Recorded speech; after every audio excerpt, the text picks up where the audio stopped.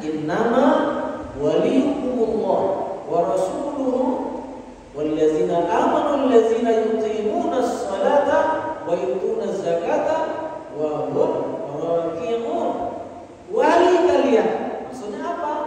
Yang harus kalian cintai, yang harus kalian dukung, yang harus kalian bela, yang harus kalian taat adalah yang pertama Allah.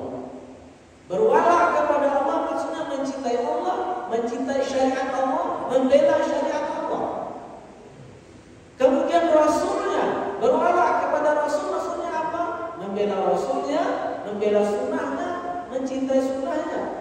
Kemudian siapa lagi?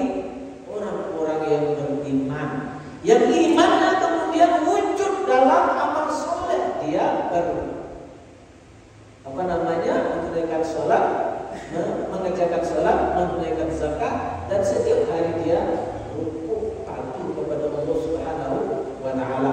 Maka berwala kepada orang beriman maksudnya apa? Mencintainya, mendukungnya, menolongnya, menopangnya. Bapak berbahagia, al-wala wal bara ini kata Nabi, aqwa mural Islam, tali pengikat Islam yang paling kuat.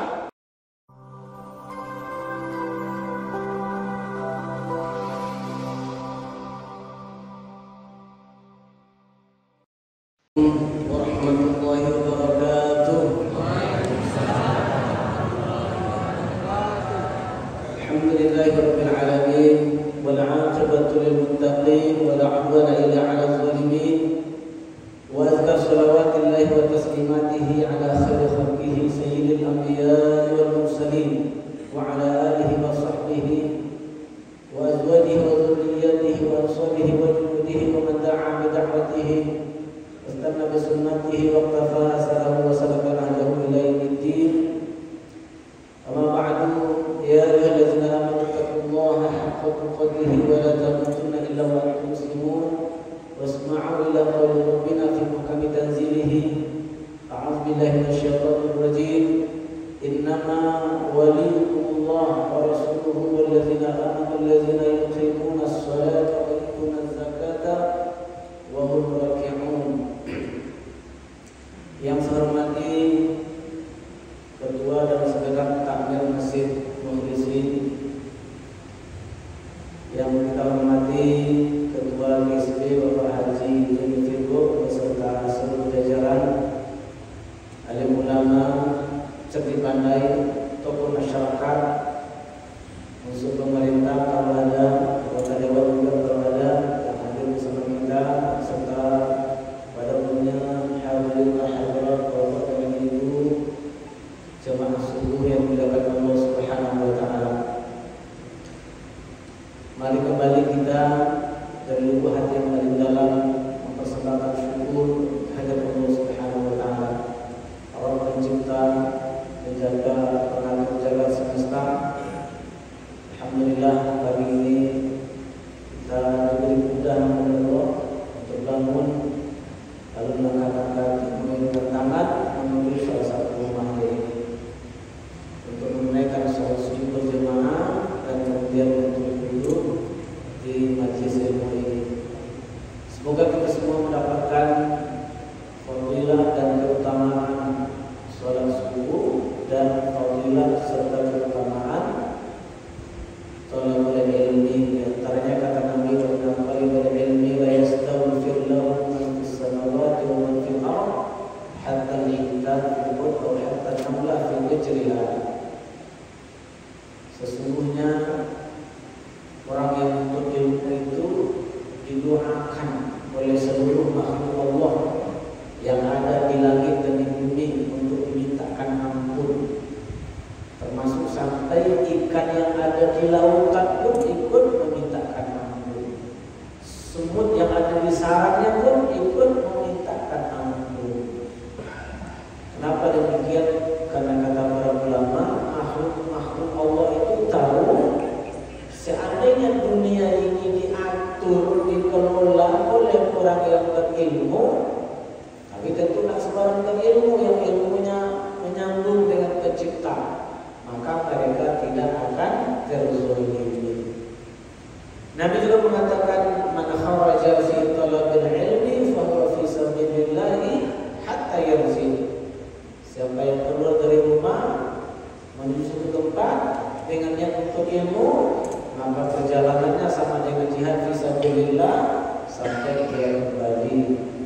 Dan tadi kita sebelum berangkat di samping niat untuk sholat berjamaah juga berniat untuk ilmu. Kalau belum sekarang kita samping dia.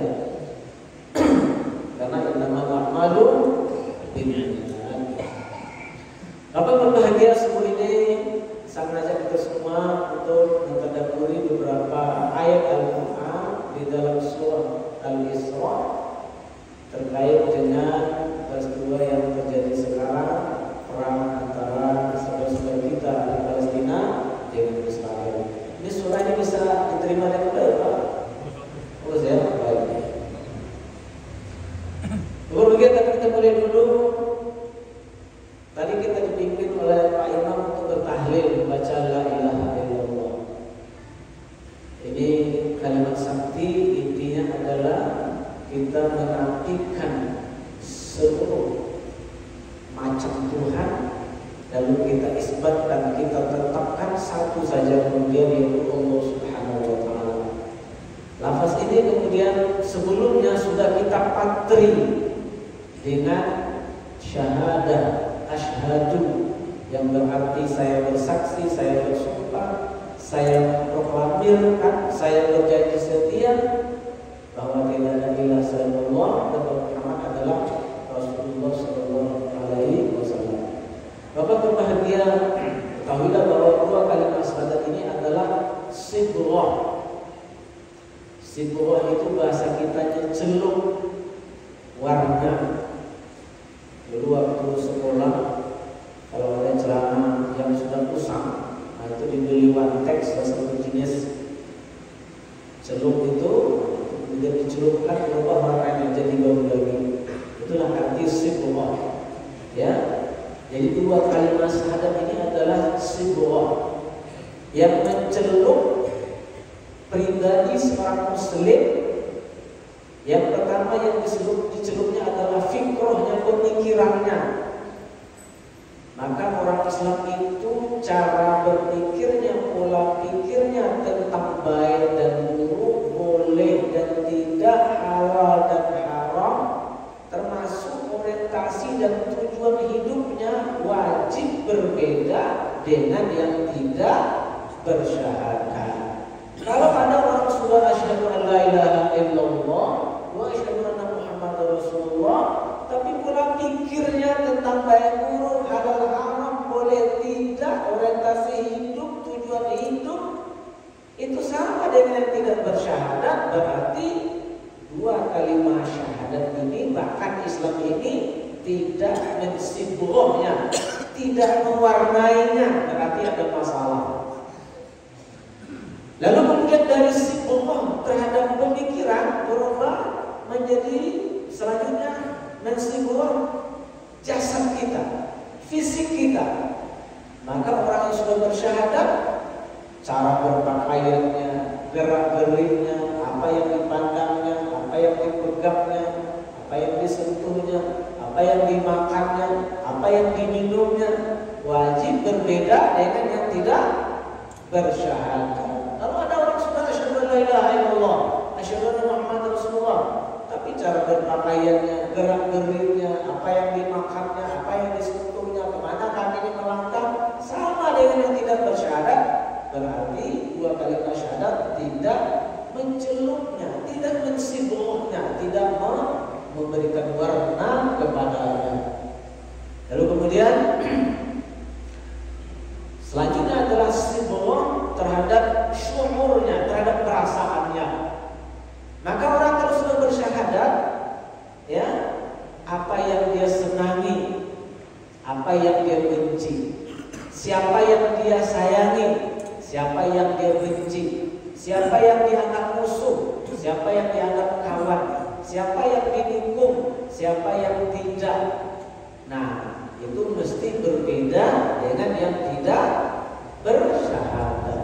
Kalau ada orang bersyahadat, tapi apa yang disenanginya, apa yang tidak disenanginya, siapa yang dicintainya, siapa yang dibencinya, siapa yang didukungnya, siapa yang dimusuhinya, sama saja dengan yang tidak bersyahadat, berarti syahadat tidak mensibroh perasaannya, tidak mensebawa syukurnya.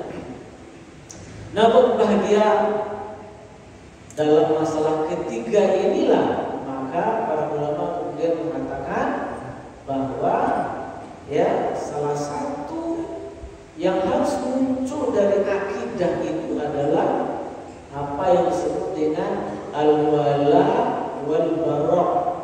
Al-wala wal bara. Apa itu al-wala? Al-wala itu artinya adalah kecintaan, ya, loyalitas, dukungan, bantuan dan seterusnya. Bara itu apa? Berlepas diri. Dalam hal ini Allah kemudian berfirman, innama waliyukumullah wa rasuluhu wallazina amanu allazina yuqimuna as-salata wa yutuna az-zakata wa hum raki'un. Wali kalian maksudnya apa? Yang harus kalian cintai, yang harus kalian dukung, yang harus kalian bela, yang harus kalian topang adalah yang pertama Allah. Berwala kepada Allah maksudnya mencintai Allah, mencintai syariat Allah, membela syariat Allah.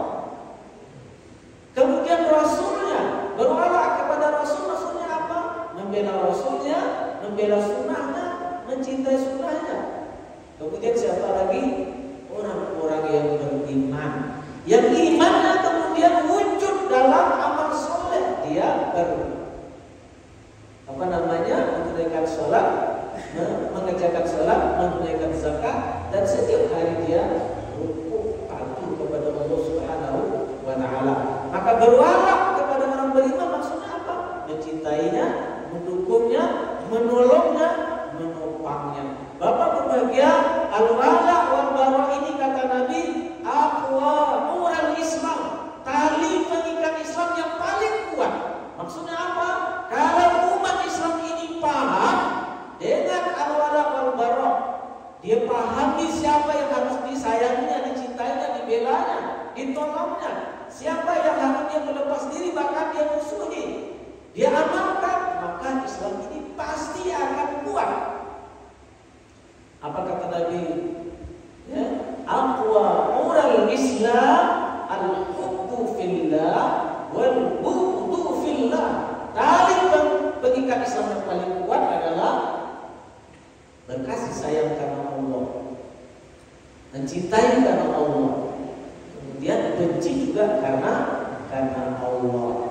Disebut dengan apa Bapak Ibu? Al-wala wal bara. Ini konsekuensi mengucapkan dua kalimat syahadat. Nah, berbahagia bagaimana mempraktekannya, terutama terkait dengan saudara-saudara yang ada di Palestina. Sudah hampir 1 bulan peperangan ini, Bapak bahagia. Ternyata sebahagian umat Islam ada yang tidak proporsional, ya, wala wal bara terhadap masalah Palestina ini. Bahkan maaf, sebagian ustaz itu apa itu jihad Palestina itu tidak sesuai dengan sunnah. Apa itu Hamas itu Syiah. Ya, kenapa menyerang Israel? Kenapa jihad kan masih lemah? Tinggalkan saja Palestina itu. Ada yang begitu kan? Masya Allah. Bapak bahagia, Hamas itu bukan Syiah. Ahlus Sunnah wal Jamaah. Pendirinya Syekh Ahmad Yasin, Ahlus Sunnah wal Jamaah. Lalu Hamas ini membuat sayap militer diberi nama dengan nama ulama Ahlus Sunnah, Izzuddin Al-Qassam. Makanya sayap militernya namanya Al-Qassam. Itu dari nama ulama Syiah yang berjihad di Palestina. Izzuddin Al-Qassam, Syekh Izzuddin Al-Qassam itu sunnah. Jadi kalau ada ustaz mengatakan Hamas itu Syiah, itu hoax, itu bohong. Tapi mereka dibantu oleh Irak, dibantu oleh Hizbullah, betul. Pertanyaannya, apakah setiap orang yang dibantu oleh orang Syiah dia pasti Syiah?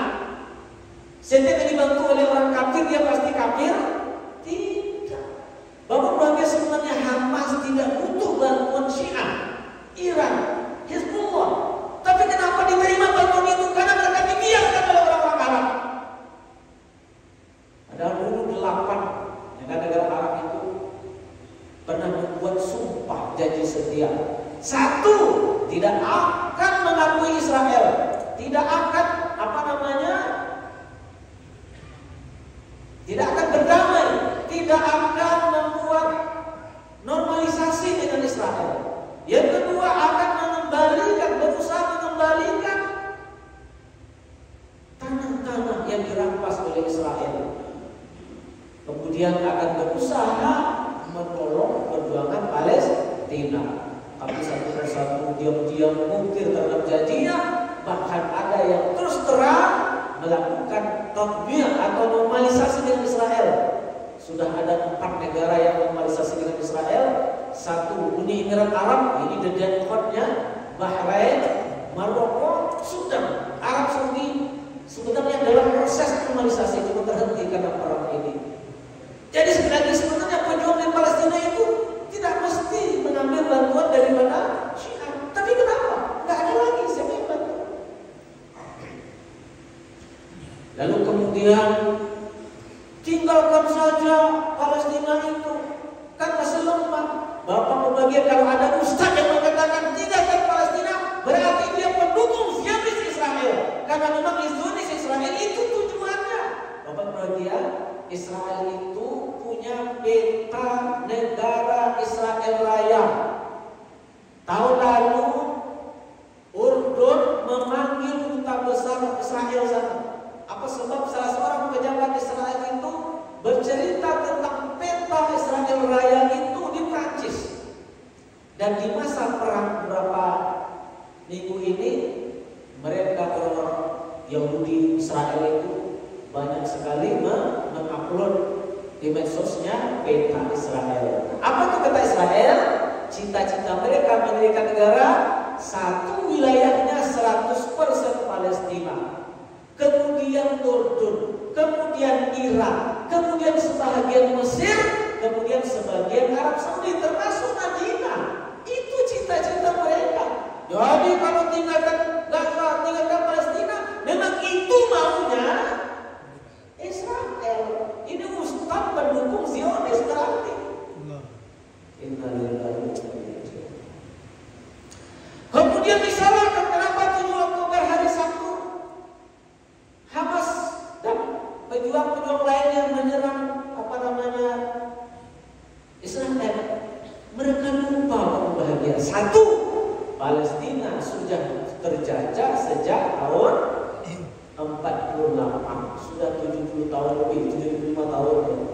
Yang kedua, Gaza sudah diblokade 16 tahun, darat, laut dan udara, termasuk yang memblokade negara-negara Arab sendiri.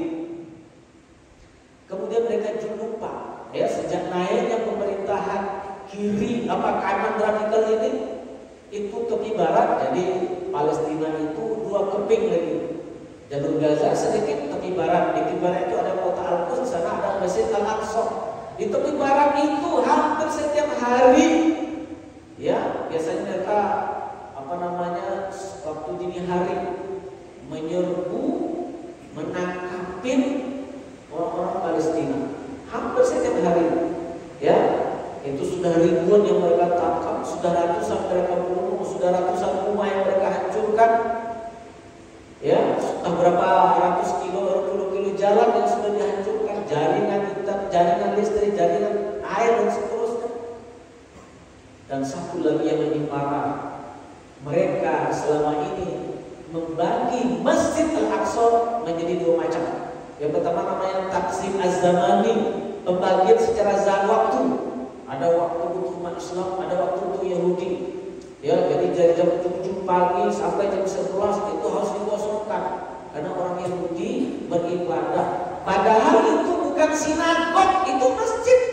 Orang Yahudi itu kan rumah ibadahnya sinagog kan, bukan masjid. Dan ibadahnya macam-macam pakai kitab. Gini. Itu ibadah bukan diambilkan dari kitab Taurat, tapi dari kitab Talmud. Kitab Talmud itu kitab yang ditulis oleh ulama-ulama Yahudi pasca mereka dulu digenosid, dihabisi, di Holocaust di Irak entah berapa abad sebelum Masehi. Jadi jauh sebelum Nazi Jerman menghabisi sekian juta orang Yahudi di Jerman, Jauh sebelumnya mereka sudah pernah juga dihabisi di Irak. Nah, maka sisa-sisa ulamanya kemudian menulis tulisan-tulisan dikumpulkan. Itu disebut dengan Talmud. Jadi ibadah-ibadah aneh seperti itu. Kemudian pembagian secara tempat, ada tempat untuk orang Islam, ada tempat untuk orang Yahudi. Padahal sebagai itu telah ada di sini. Nah, beberapa hari menjelang tanggal 7 itu Hamas mendapatkan informasi yang valid sebagaimana disampaikan oleh Biro Politik Luar Negerinya Dr. Ismail Hanian. Mereka dapat informasi satu orang Yahudi ingin menguasai Masjid Al-Aqsa 100%. Apa sebab? Karena mereka mempunyai keyakinan. Cuma keyakinan ini keyakinan khurafat, tidak ada landasan dari teks agamanya. Bahwa di Masjid Al-Aqsa itu ada namanya Haikal Sulaiman. Ya, nah dari Haikal Sulaiman itu mereka ingin membangun menara. Untuk apa menara itu? Untuk menunggu kedatangan Dajjal. Karena bagi mereka Dajjal itu penyelamat Yahudi di akhir zaman. Dan di situ mereka akan mempersembahkan sapi berwarna kuning, tidak tua, tidak muda, tidak cacat, tidak pernah dijadikan untuk membajak sawah. Persis sapi itu sifatnya ada di surah Al-Baqarah. Karena dulu Allah perintahkan Nabi Musa, suruh mereka untuk menyembelih sapi. Cuma mereka kan ngeyel, Pak. Ya Musa, ud'u lana rabbaka yubayyin lana ma hi. Apa itu sapi ini? Jelaskan. Innaha baqaratun safra, ya, la faridun wala bikru, dan seterusnya itu. Nah, bahagia. Jadi sebenarnya mereka ingin menghancurkan Masjid Aqsa. Di bawah Masjid Aqsa itu sudah banyak terowongan. Dan saya dapat berita mereka ingin menciptakan gempa buatan untuk menghancurkan Masjid Al-Aqsa. Karena Masjid Aqsa itu salah satu dari 3 tempat suci umat Islam. Tempat Nabi Mi'raj. Maka ada dinding namanya dinding Buraq. Karena di dinding itu dahulu Rasulullah menambahkan buraqnya. Sekarang menjadi dinding tempat mereka beribadah gini-gini. Dapat bagian kemudian jalur Gaza yang sudah diblokade 16 tahun itu akan diperketat. Salah satu pintu yang menghubungkan antara Israel dengan Gaza itu namanya Ma'bar Karim Abu Salim. Pintu Karim Abu Salim itu mereka akan tutup habis. Maka sesungguhnya Hamas hanya mendahului saja, ya, seperti itu. Bapak bagi alam lihat ini adalah masalah bainal haq wal batil. Ini adalah pertarungan antara hak dan batil. Maka di mana kita berdiri? Siapa yang kita cintai? Siapa yang kita tolong? Itu adalah cerminan akidah. Jadi siapa yang kita senangi? Siapa yang kita dukung? Siapa yang kita bantu? Cerminan akidah. Al-wala wal barra. Muncul dari mana al-wala wal barra ini? Dari asyhadu an la ilaha illallah wa asyhadu anna Muhammad. Sampai hal yang kecil-kecil, ibu bapak pilih makanan, kenapa pilih yang halal? Kenapa tidak makan babi? Kenapa tidak makan minum tua? Itu masuk di situ al-wala wal barra. Dan seterusnya. Nah, bahagia, lalu kemudian bagaimana endingnya nanti, ya, untuk masa yang panjang mungkin, ya. Maka sesungguhnya perlu kita ketahui bahwa Palestina itu adalah intinya Syam. Dan di akhir zaman ini menjadi tempat penting sekali. Dajjal nanti terbunuh di Babylon atau Lid itu di Palestina yang sekarang menjadi Israel. Ya, umat diselamatkan dari Ya'juj dan Ma'juj itu nanti di Bukit Tursina di Palestina. Ya, dan ketahuilah di akhir zaman, apa bahagia, Baitul Masjid itu, Baitul Maqdis itu akan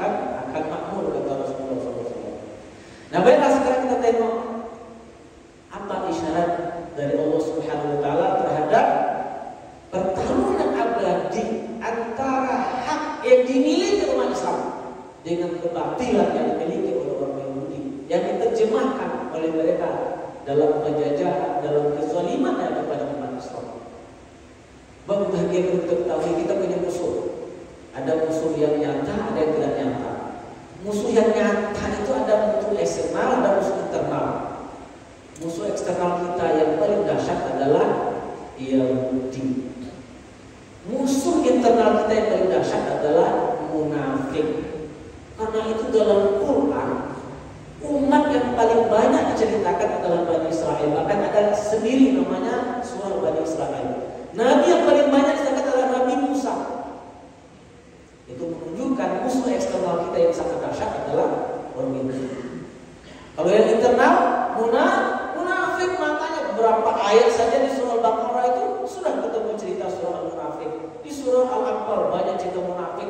Di surah At-Taubah itu surah Al-Munafik, cerita orang munafik. Di surah Al-Hasyr bahkan ada surah Al-Munafiqun. Nah, sekarang kita lihat sekilas beberapa ayat saja. Al-Isra ayat 4 sampai ayat 7. Al-Isra ayat 4 sampai ayat 7. Ayat pertamanya kita bertanyakan tentang Isra dan Mi'raj Nabi kita Muhammad SAW. Apa bagian? Apa bunyi ayat 4-nya? Wa qadayna ila bani Israila fil kitab la tufsidunna fil ardi marratayn wa la ta'lunna 'uluwan kabira. Wa qadayna, dan telah kami tetapkan. Qada itu ada dua macam kata ulama. Yang pertama namanya al-qada asy-syar'i, namanya wa qada rabbuka alla ta'budu illa iyyah. Tuhan menetapkan kalian harus berbuat baik, jangan menyembah kecuali kepada Allah saja. Ini namanya qada syar'i. Tapi ini bukan qada syar'i yang kepada Bani Israil, ini qada kauni.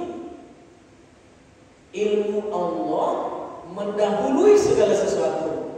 Apa yang akan terjadi Allah sudah tahu. Ilmu Allah mengetahui segala sesuatu. Dan Allah membuat di bumi ini hukum sebab akibat, hukum kausalitas. Atas dasar itu Allah sudah tahu apa yang terjadi. Itu yang ditetapkan oleh Allah. Jadi bukan Allah menyuruhnya, enggak. Allah sudah tahu akan terjadi. Allah tetapkan dan Allah informasikan kepada kita. Disebut dengan qada kauni, bukan qada syar'i. Apa ketetapannya? Kemudian qadaina kepada Bani Israil fil kitab, di dalam kitab. Ulama beberapa pendapat. Kitab di sini kitab apa maksudnya? Sebagai ulama mengatakan kitab orang Yahudi.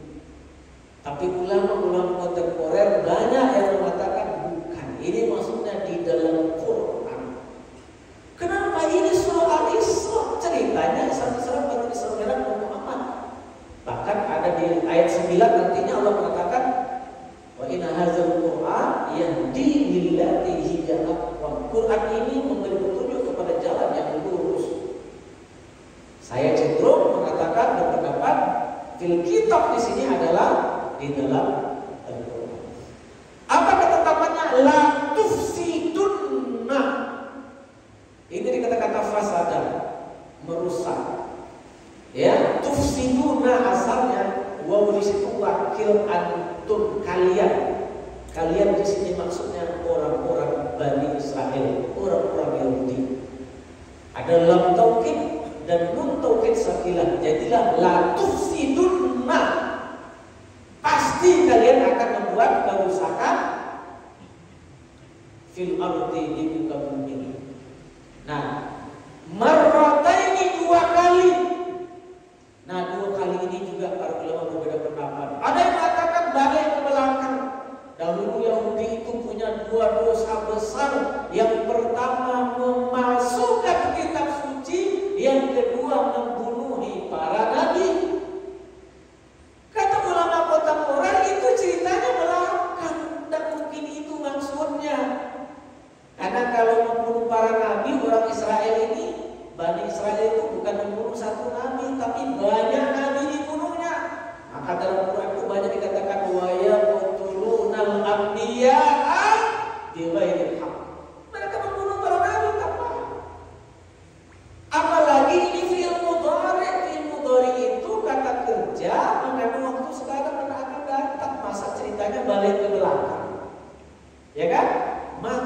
kerusakan dua kali yang dilakukan oleh orang Yahudi ini adalah sejak diturunkannya Quran, diutusnya Nabi sampai hari kiamat nanti, ya, terutama kepada Muhammad SAW.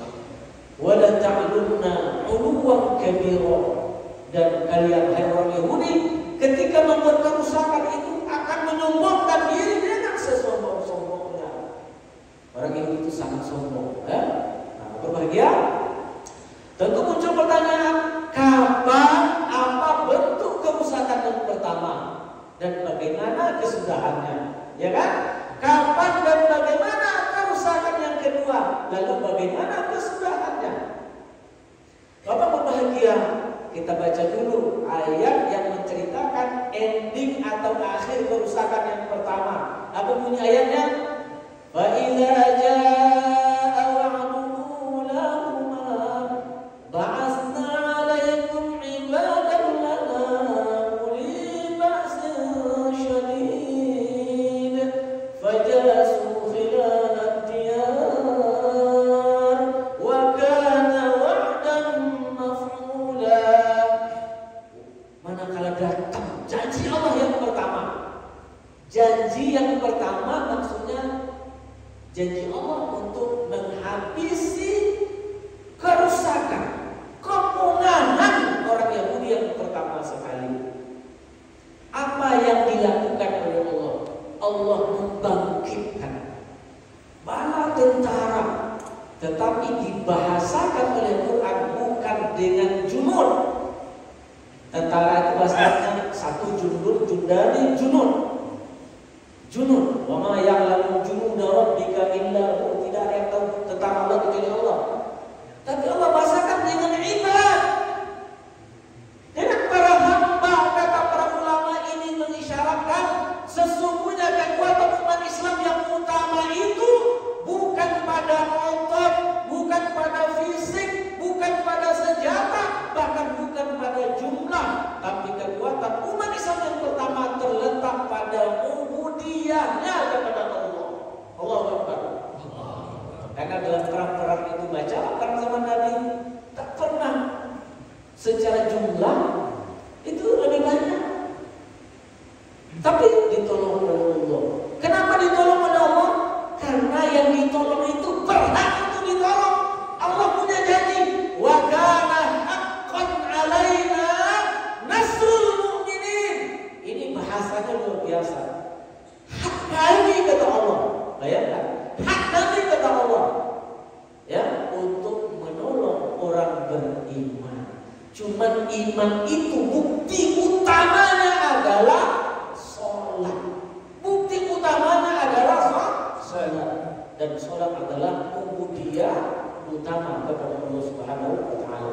Tapi mereka juga kemudian mempersiapkan diri, karena Allah punya pesan, wa a'iddu lahum mastata'tum min quwwatin wa min ribatil khair turhibuna bihi 'aduwwa wa 'aduwwakum wa akharuna la ta'lamunahum Allahu ya'lamuhum. Persiapkan kata Allah apa yang bisa dipersiapkan. Kekuatan, apakah panah, apakah pedang. Kalau sekarang kan tentu mungkin yang mempersiapkan seperti Hamas mempersiapkan apa? Rudal sebisanya, ya, merombak ulang apa namanya senjata-senjata yang dari Rusia. Muncullah Yasin nama senjatanya kan? Yang dengan itu kalian menggentarkan musuh-musuh Allah. Ya, cuma ingat, turhibuna bihi adullah wa aduwakum, musuh Allah dan musuh kalian, wa akharina la ta'lamunahum. Ada yang lain kalian tidak tahu tapi Allah yang tahu. Itu kata para ulama sunnah orang munafik. Orang munafik juga akan gentar kalau umat ini bersatu, kalau umat ini kuat. Ya seperti itu. Namun bagian makanya dikatakan uli ba'sin syadid. Mereka kuat penghambaannya kepada Allah, tapi juga apa? Mereka mempersiapkan diri, juga punya kekuatan fisik dan persenjataan. Fajasu khilal diyar, mereka ini kemudian masuk ke kampung-kampung orang Yahudi non Muslim Yahudi, Wa kana wa'dan maf'ula, dan itu adalah janji Allah yang pasti terjadi. Bapak bahagia, kapan kerusakan yang pertama ini? Kerusakan yang pertama itu sudah dimulai sejak zaman Nabi. Bapak bahagia, Nabi hijrah ke Madinah. Penduduk Madinah itu multi agama dan multi etnik. Tidak satu agamanya. Ada agama Yahudi, ada juga yang menyembah berhala. Multi etnik, orang Islam banyak suku-sukunya, orang Yahudi juga banyak suku-sukunya. Maka Nabi kemudian membuat piagam disebut dengan piagam Madinah. Ini piagam politik modern pertama di dunia, piagam Madinah itu. Bagaimana sebuah negara multi agama itu bisa didirikan? Nah, apa isinya? Mengatur bagaimana umat Islam sama umat Islam, tapi juga bagaimana mengatur umat Islam dengan non-Muslim, termasuk mereka bersepakat untuk sama-sama mempertahankan Madinah. Ya, nah seperti itu. Bapak bahagia, di Madinah ada orang Yahudi, ada 3 suku besarnya. Yang pertama namanya Bani Qainuqa, yang kedua namanya Bani Nadir, yang ketiga namanya Bani Quraisyah. Tapi ketiga 3 suku besar ini berkhianat kepada janji itu. Yang pertama Bani Qainuqa. Suatu ketika seorang muslimah berbelanja di pasar mereka. Ketika muslimah ini menawar-nawar barang sambil jongkok, diikatnya jilbabnya. Begitu tegak, tanggal Pak jilbabnya, memekik dia. Melihat muslimah dilecehkan, muncul ghirah seorang muslim. Dia kejar Yahudi itu berkelahi, mati Yahudi itu. Melihat kawan-kawannya mati, orang-orang Yahudi berkumpul dan membunuh orang Islam tadi itu. Ini salah satu dasar Nabi membuat pasukan untuk mengusir mereka dari Madinah. Kemudian Bani Nadir berkhianat, lebih dahsyat lagi, merekayasa membunuh Nabi. Diundangnya Nabi ke rumah salah satu pembesarnya, ikutlah Abu Bakar dan yang lainnya. Ternyata dia suruh menyuruh seorang pemuda naik ke atap membawa batu besar untuk dijatuhkan ketika Nabi mau masuk rumah itu. Tapi sebelum masuk datang wahyu Allah memberitahu kepada Nabi mundur. Anak muda itu menjatuhkan batu yang terbunuh akhirnya orang Yahudi. Jadi Nabi pernah mau dibunuhnya. Yang ketiga Bani Quraisyah berkhianat, bermain mata dengan kafir Quraisy yang ada di Mekah, termasuk untuk supaya seranglah si orang Madinah ini, seranglah Muhammad ini. Masya Allah. Atas dasar inilah maka Yahudi diusir dari Madinah. Ceritanya direkam di surah Al-Hasyr ayat 2. Ya, huwallazi akhrajal ladzina kafaru min ahlil kitab min diyarihim li awwalil hasyr. Coba nanti tadabburi ayat ini, luar biasa. Allah sendiri mengatakan Allah yang mengeluarkan orang kafir, ya, ahli kitab ketika mereka pertama dikumpulkan. Yang berperang secara zahir siapa, Pak? Umat kan, manusia kan? Tapi Allah mengatakan Dia yang mengeluarkan orang kafir itu. Itu Pak, kalau sudah Allah mengucapkan. Ya kan? Ma zanantum ayyakhruju, kamu tidak mengira mereka akan bisa keluar. Wa zannu annahum mani'atuhum husunuhum min Allah. Mereka juga mengira benteng-benteng mereka akan melindungi mereka. Fa'atahumullahu min haitsu lam yahtasib. Allah datang mereka dari cara yang tidak disangka oleh mereka. Wa qadhafa fi qulubihim ar-ru'ba. Allah campakkan rasa takut di hati mereka. Yukhribuna buyutahum bi aydihim. Akhirnya mereka menghancurkan rumah-rumah mereka dengan tangannya. Nah, ini kalau kita baca tafsirnya begini. Nabi ultimatum, kalian segera tinggalkan kampung ini. Boleh kalian bawa barang, tapi syarat hanya untuk muat 3 ekor unta. Nah, orang Yahudi ini kan tamak kan, apa yang bisa dibawanya atap, bisa jendela. Akhirnya mereka sendiri yang meruntuhkan rumahnya. Wa ainil mu'minin, tapi juga tangan orang Islam. Inilah kemudian Islam tadi fajasu khilalah, dia masuk ke kampung-kampung orang Yahudi itu. Ya, Masya Allah. Di ujung ayat fa'tabiru ya ulil, ambil pelajaran.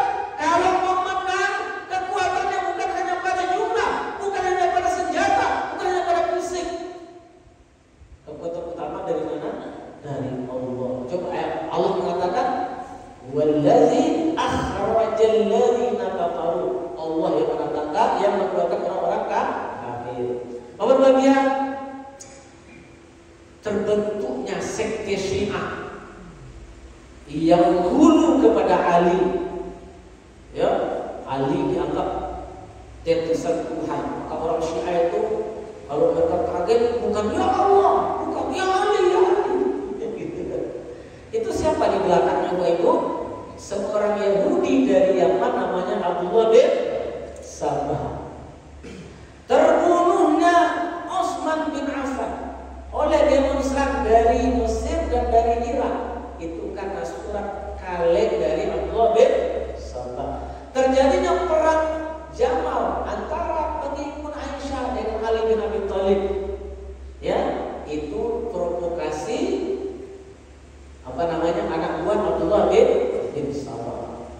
Ya, jadi banyak sekali kerusakan.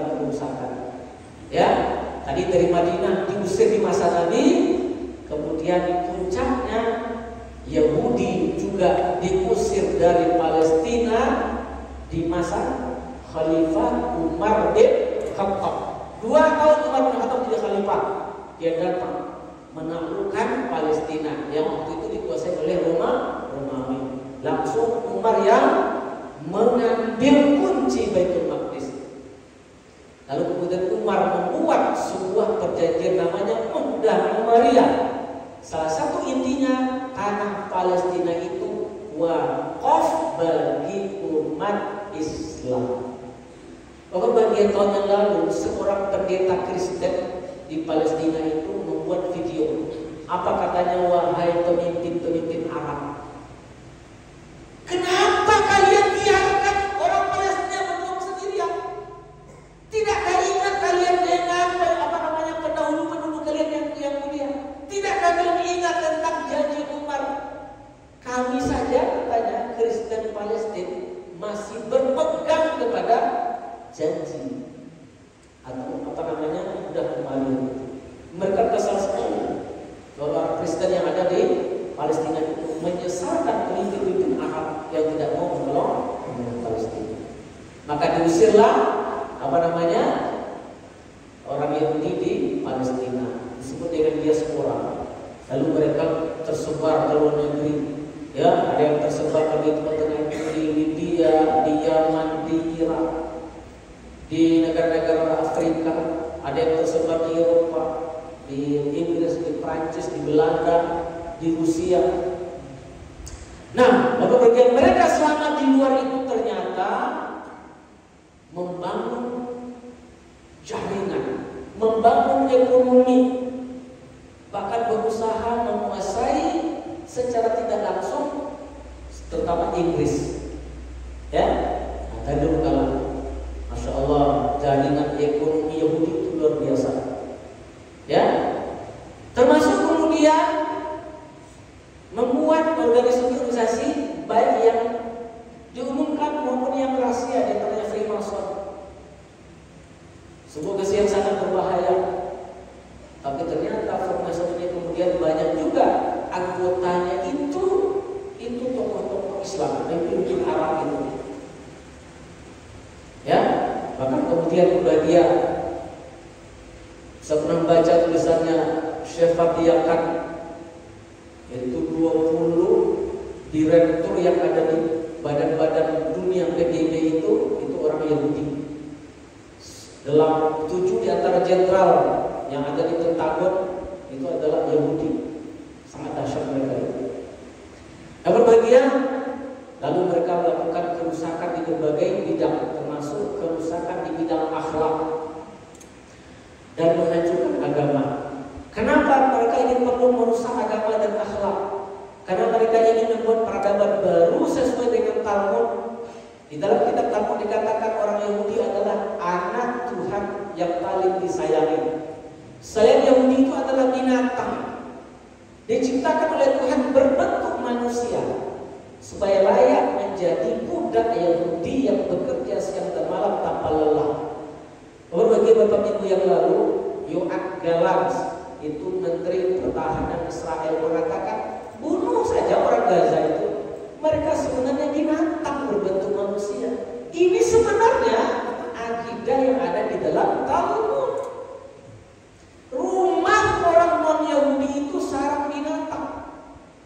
mencopet, merampok, mencuri haram, tapi bagi non Yahudi boleh, itu bagi isi Talmud itu. Maka mereka ini membangun sebuah peradaban, menempatkan orang Yahudi sebagai orang nomor satu, non Yahudi apapun agamanya sebagai budak. Itu cita-cita peradaban Israel. Kalau cita-cita negaranya yang tadi Israel Raya, tapi cita-cita peradabannya menempatkan orang Yahudi sebagai orang nomor satu. Cuma mereka yakin selama agama masih ada dipegangi, selama moralitas masih ada dipegangi, itu susah diwujudkan. Maka mereka berusaha menghancurkan agama dan moralitas. Kalau agama ini yang hancur sebenarnya Kristen Nasrani. Bagian di Eropa itu anak-anak muda mana mau beragama. Bagi mereka agama itu untuk 3 hal saja lagi: lahir dibaptis, nikah diberkati, mati dikeramasi. Itu aja lagi guna agama. 3 momen saja: lahir, nikah, mati. Mingguan gak ada ceritanya. Makanya setiap tahun ratusan gereja itu dijual. Ada yang jadikan masjid, Islamic center, ada yang jadikan supermarket. Nggak ada orangnya. Ya, dalam Islam mereka membuat aliran-aliran sesat. Di antaranya, saya mensinyalir Gavatar yang pernah muncul di Indonesia itu kan menggabungkan 3 agama ini. Jangan-jangan Yahudi di belakangnya, karena mereka berusaha membuat itu di Dubai, Uni Emirat Arab. Ahmadiyah sekarang sangat besar di negeri itu, nabinya bukan Nabi Muhammad tapi Mirza Ghulam Ahmad. Di belakangnya juga orang yang Yahudi. Yang sangat dahsyat dalam kehancuran moral. Berbagai dalam The Protocol of Zion, protokol Zionis. Ya, semacam langkah-langkah bagaimana membangun peradaban baru itu. Dikatakan kita sudah mempersiapkan Darwin, Karl Marx dan Nietzsche. Darwin tahu nggak anak-anak? Ada teorinya, teori evolusi. Dari makhluk bersel satu, ya, jadi kera, jadi manusia. Bapak Ibu, apa yang dibuangkan dari teori evolusi ini? Keberadaan Tuhan, tidak ada Tuhan dalam penciptaan itu. Ternyata ini teori palsu, cuma karena didanai penelitiannya, didanai para profesornya, didanai majalahnya, didanai pusat-pusat studinya, didanai filmnya, seolah-olah menjadi iya betul. Sehingga di sekolah-sekolah dipelajari juga teori evolusi itu. Banyak juga anak-anak mengatakan seolah benar, padahal itu menghilangkan Tuhan. Lalu ini dijadikan sebagai grand teori, muncul pakar-pakar lainnya yang sangat dahsyat, itu namanya Sigmund Freud, pakar psikologi. Lagi katanya ada namanya teori psikoanalitik. Manusia itu berbuat, bergerak, apapun yang dilakukannya itu pendorongnya adalah insting seksual. Apapun yang kita lakukan, pendorongnya adalah insting seksual. Karena itu kalau orang sudah butuh itu, butuh berhubungan intim itu, tidak perlu menunggu nikah. Inilah yang melahirkan apa disebut dengan new morality, moralitas baru. Intinya desakralisasi pernikahan. Nikah itu tidak sakral.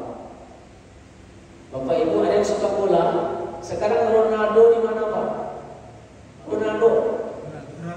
Ronaldo di mana sekarang? Di Al-Nassr Saudi kan? Anaknya berapa? 3 apa 5? Anaknya sudah 3 lah paling sedikit. Udah nikah belum? Belum. Kata pasangannya itu satu saja yang belum diberikan oleh Ronaldo, yaitu nikah. Anak? Nah itu Pak, new morality, moralitas baru, nikah tidak sakral. Maka Masya Allah di Eropa itu nggak ada ceritanya. Maaf, gadis umur 20 tahun kalau masih perawan dia malu Pak. Tapi kalau umur 10 tahun sudah pernah berzina, oh bangga dia ceritakan. Dahsyat. Maka kumpul kebo anak mahasiswa itu biasa saja. 7 anak baru nikah. Ini pula kemudian yang diekspor ke seluruh dunia untuk meruntuhkan moral. Lalu kemudian diiringi dengan apa? Dengan pornografi, dengan narkoba. Itu di belakangnya Yahudi. LGBT di belakangnya Yahudi. Saya dapat informasi kenapa yang menang di Amerika itu Joe Biden. Joe Biden ya, bukan Trump. Ternyata rahasianya Joe Biden ini sepertinya ramah dengan umat Islam, tapi agenda merusak moralnya dia mau melaksanakan, mendukung LGBT. Bapak bagi ada lagi teori daripada Darwin seperti teori munculnya agama. Agama itu muncul bermula dari penyesalan seorang anak. Jadi ada seorang anak laki-laki ingin mendahului ibunya, dicegat oleh bapaknya, maka dibunuhnya bapaknya itu. Akhirnya dia menyesal, lalu dia menyembah roh bapaknya itu, totem. Nah itu munculnya agama. Lalu muncul lagi pakar lain mengatakan masyarakat itu terbagi 3. Yang paling rendah adalah masyarakat primitif yang percaya pada mitos-mitos. Yang kedua masyarakat agama. Yang paling tinggi adalah masyarakat ilmiah yang mendahulukan rasio dan akalnya. Jadi orang beragama itu kelas 2. Yang paling tinggi masyarakat ilmiah. Kemudian muncul lagi Karl Marx. Apa kata Karl Marx? Manusia itu hidup untuk makan, minum, pakaian, rumah, dan seks. Apa yang dihilangkan oleh Karl Marx? Kebutuhan spiritual. Nggak perlu ngaji, nggak perlu sholat, ya. Nah, itu kita sebenarnya nggak butuh, kata Karl Marx. Ujungnya adalah Nietzsche, seorang filsuf yang mengatakan Tuhan sudah mati, the God is dead. Itu, ya. Nah maka kerusakan agama, kerusakan moral di seluruh dunia ini penyebab utama di belakang itu adalah Yahudi. Termasuk sistem ekonomi ribawi, perbankan dan segala macamnya. Ya, kerusakan di bidang sosial, di bidang politik, di bidang apa. Kemudian lalu apa endingnya? Nah, ini yang penting ya. Ayat 6 dulu. Ini Allah menceritakan tentang puncak kerusakan orang Yahudi itu. Summa itu huruf ataf. Huruf ataf itu ada waw. Kalau waw limutlaqil jam'i. Ja'a Ahmad wa Umar. Ahmad dan Umar datang sekaligus. Ada au dan ada fa. Fa ini tertib. Ja'a Ahmad fa Umar. Datang Ahmad, di belakangnya Umar. Ada summa ini lintarakhi. Lintarakhi itu berjarak, ya. Summa itu ada jarak yang lama, ya kan? Radakna, kami kembalikan lakum kepada kalian orang Yahudi al-karrata. Al-karrata ini kata ahli tafsir maksudnya kesempatan, tapi ahli tafsir lain kontemporer mengatakan daulah, maksudnya Palestina itu. Jadi Allah sudah tahu Palestina itu di akhir zaman akan dikuasai oleh Israel. Persisnya tahun berapa Israel berdiri? 48 setelah 2019-24 Turki Utsmani itu tumbang. Siapa yang membonceng orang Yahudi datang ke Palestina? Inggris. Maka Inggris ini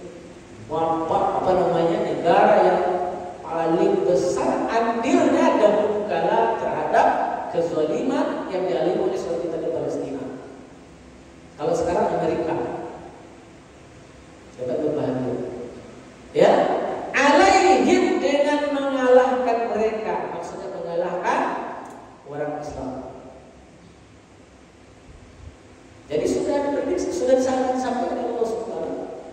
Wa amdadnakum bi amwalin wa banin. Kami bentangkan kepada kalian. Kan mereka punya banyak harta. Oh, bacalah bagaimana bisnis Yahudi menggenggam dunia. Mulai dari Pampers, ekstrim, ya apa namanya minuman mineral, elektronik, ya Allah. Bagian kalau ada seruan boykot produk Yahudi yang bisa kita boykot. Ya Starbucks, McDonald, diboykot aja Pak. Mati nggak kita kalau minum kopi Starbucks? Nggak mati. Kemudian di sini di Gunung Batu ini muncul produk kopi manis kita. Jangan ke Starbucks juga. Mati kita nggak makan McDonald.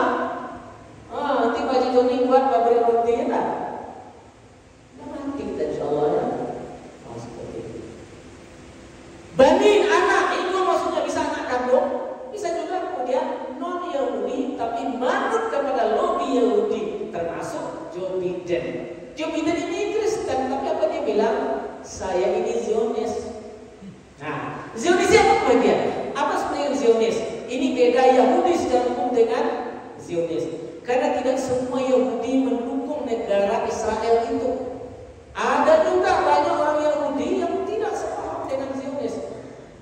Ya, mereka sering demo di Amerika menentang Israel, orang Yahudi, terutama Yahudi Ortodoks. Zionis itu dari kata-kata Zion. Zion itu salah satu bukit di Palestina. Jadi orang Yahudi yang berpikiran wajib kembali dan merebut Palestina, wajib membangun Israel Raya, itulah Zionis. Zionis ini yang jahat, yang ingin menghabisi umat Islam di Palestina. Waj'alnakum aktsara nafira. Kami jadikan kalian banyak berbondong-bondong. Masya Allah. Di sejak sebelum 48 sampai sekarang itu banyak berbondong-bondong orang Yahudi seluruh dunia. Dirampas tanah Palestina, dibuat perumahan. Termasuk yang sudah ditetapkan batasnya oleh PBB. PBB kan pernah mau membuat dua negara, satu untuk Israel, satu untuk Palestina, tapi terus itu sudah ratusan resolusi PBB itu dicibir oleh Israel. Apa sebab? Karena polisi dunia tidak adil. Amerika, polisi dunia cenderung menolong orang-orang Israel. Nah, bagaimana kesudahannya? Ini inti kajian kita dan terakhir. Ayat 7. Allah beri alas dulu. Ini luar biasa. Apa kata Allah? In ahsantum li anfusikum wa in asatum falaha. Jika kalian berbuat baik, kalian ini siapa maksudnya? Orang Yahudi. Ini khusus orang Yahudi. Jika kalian berbuat baik, ahsantum li anfusikum. Kalian berbuat baik diri kalian. Wa in asatum, jika kalian berbuat jahat, balik pada diri kalian. Yahudi di mana-mana pernah dinista, di Holocaust. Itu bukan karena kezaliman Allah, karena kejahatan mereka sendiri. Jadi Allah dulu. Karena Allah berkali-kali mengatakan dalam Quran, wa ma rabbuka bizallamin lil 'abid. Tuhanmu tidak pernah zalim kepada hambanya. Jadi kalau ada orang Yahudi dizalimi bukan karena Allah zalim, tapi karena mereka yang jahat. In ahsantum ahsantum bi anfusikum wa in asatum falaha. Maka balik pada diri kalian. Baru Allah ceritakan endingnya kerusakan yang kedua. Ya, in ahsantum ahsantum bi anfusikum wa in asatum fa idza jaa waqtul akhirah. Manakala datang janji Allah yang terakhir. Yang kedua maksudnya. Tadi kan kita buat kerusakan dua kali kan? Yang pertama tadi itu Umar bin Khattab terakhirnya menghabis mereka. Lalu yang terakhir ini di akhir zaman. Mudah-mudahan tidak lama lagi. Ya. Liyasu'u wujuhakum.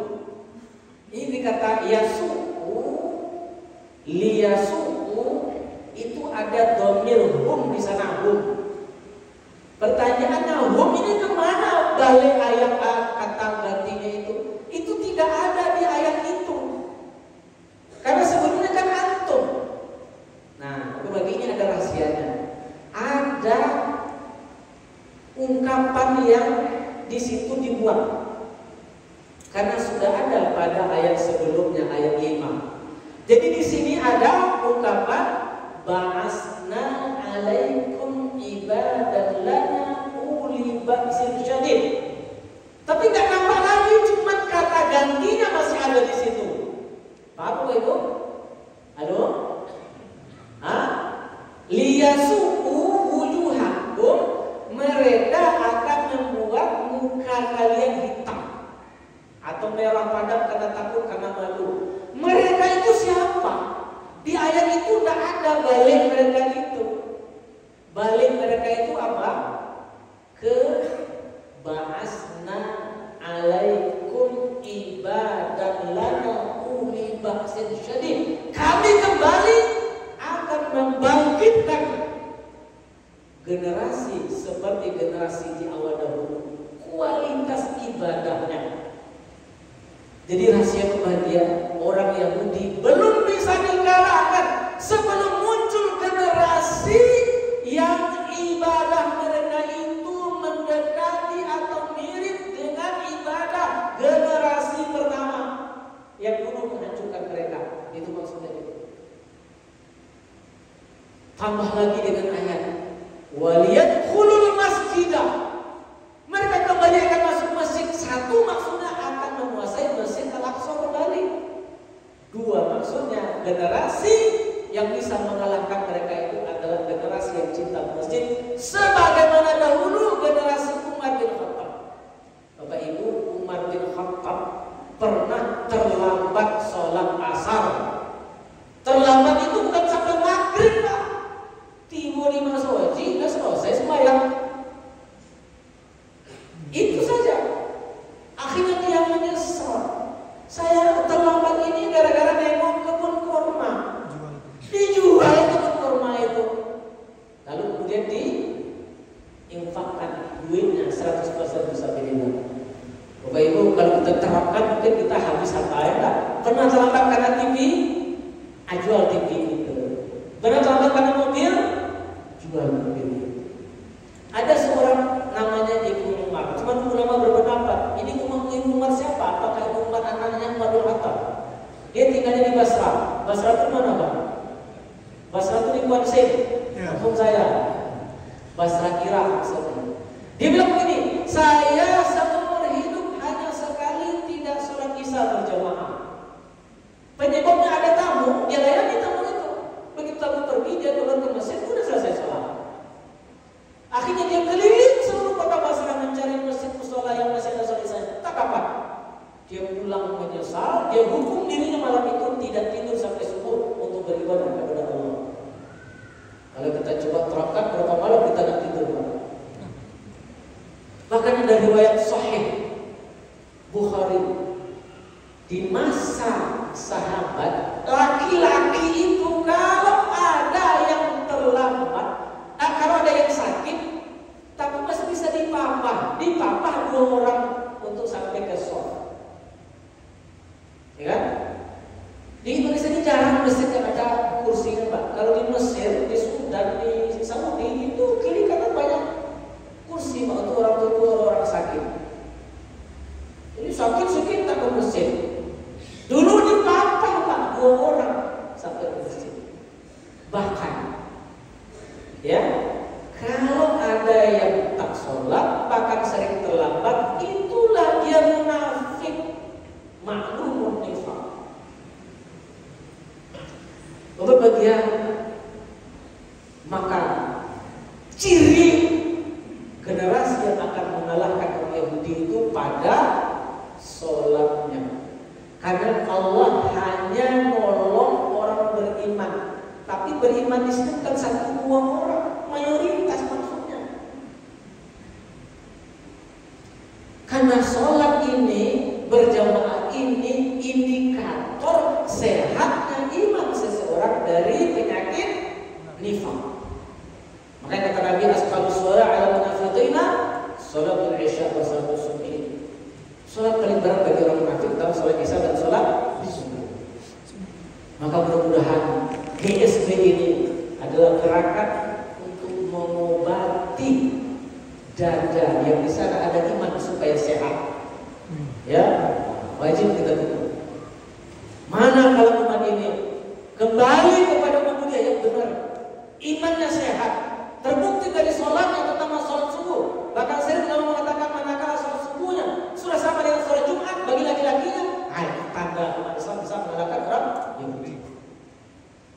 salat subuh.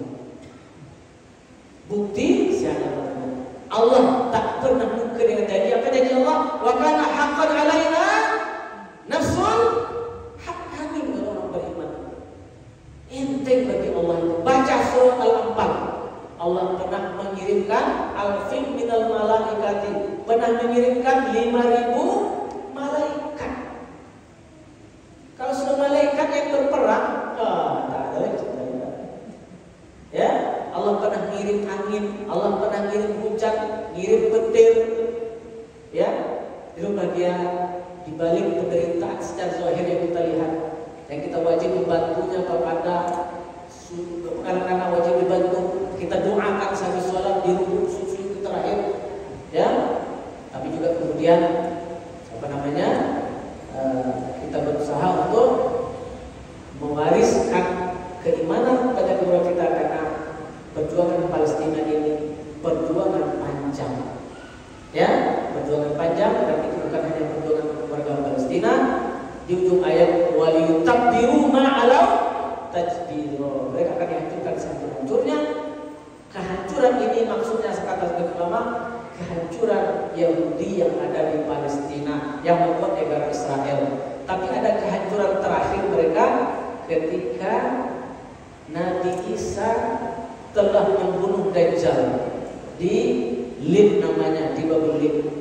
Nabi Isa mengangkat tombaknya, ini darah Dajjal. Pilihan itu kita semangat tentara paling baik di akhir zaman dari Syam, pengikut Al-Mahdi. Namun mereka memerangi 70.000 Yahudi pengikut Dajjal. Inilah istilah Nabi dalam hadis, tidak terjadi kiamat sampai orang Islam memerangi Yahudi dan bunuh mereka. Sampai orang Yahudi bersembunyi di balik pohon dan batu akan berkata, wahai hamba Allah, wahai Muslim, di belakang saya ada orang Yahudi, kesini bunuh dia, kecuali pohon Ghor, karena itu adalah pohonnya orang Yahudi. Orang-orang ini bikin sejak maaf, agak kebajangan, ya. Kita optimis pertolongan Allah akan datang, tapi dengan syarat kita memperbaiki kualitas keimanan kita di samping kualitas fisik dan kesejahteraan. Semoga Allah segera datang pertolongannya untuk menghentikan kezaliman yang luar biasa dari Israel yang tidak peduli dengan kaidah-kaidah internasional, kaidah-kaidah perang, membombardir rumah sakit, masjid, sekolah, ya, membombardir bahkan juga mobil-mobil ambulan dan sebagainya. Bagaimana kita berdoa? Bismillahirrahmanirrahim. Alhamdulillahirabbil alamin. Wassalatu wassalamu ala asyrafil anbiya'i wal mursalin wa ala alihi washabihi ajma'in. Allahumma ighfir lana dhunubana wa walidayna warhamna kama rabbayana shaghira. Wa li ajradina wa li jaddatina wa li muallimina wa li muta'allimina wa liman ahsana ilayna wa liman hadana ila khairil wasilin. Allahumma ya munazzilal kitab wa ya mujriyas sahab ويا هازم الأحزاب اهزم الصحبون الملعونين الغاصبين المحتلين ومن عاونهم من المنافقين والعملاء والمطبعين. اللهم أعز الإسلام والمسلمين وأذل الشرك والمشركين أعداءك أعداء الدين وأعل رايتك إلى يوم الدين. اللهم انصر المسلمين في فلسطين. اللهم انصر المسلمين المستضعفين في فلسطين. اللهم حقق دماءهم. اللهم احفظ أطفالهم ونساءهم وشيوخهم ومنازلهم ومزارعهم يا مجيب السائلين. اللهم انصر المجاهدين في فلسطين. اللهم انصرهم نصرا عزيزا. اللهم افتح لهم فتحا مبينا. اللهم افتح لهم فتحا مبينا. اللهم افتح لهم فتحا مبينا. اللهم سدد رميهم وشتت شمل اعدائهم. اللهم دمر اليهود. اللهم دمر دباباتهم. اللهم دمر طائراتهم الحربيه. اللهم دمر اسلحتهم يا مجيب السائلين. اللهم انصر المرابطين والمرابطات في المسجد الاقصى. اللهم انصر المرابطين والمرابطات في المسجد الاقصى. اللهم انصر المرابطين والمرابطات في المسجد الاقصى. اللهم انصرهم نصرا عزيزا. اللهم افتح لهم فتحا مبينا. اللهم زلزل يحب من تحت اقدامهم يا مجيب السائلين. اللهم حارر المسجد الاقصى. اللهم حارر المسجد الاقصى. اللهم حارر المسجد الاقصى. اللهم وحد صفوف المسلمين واجمع كلمتهم على الحق. اللهم وحد صفوف المسلمين واجمع كلمتهم على الحق. ربنا اتنا في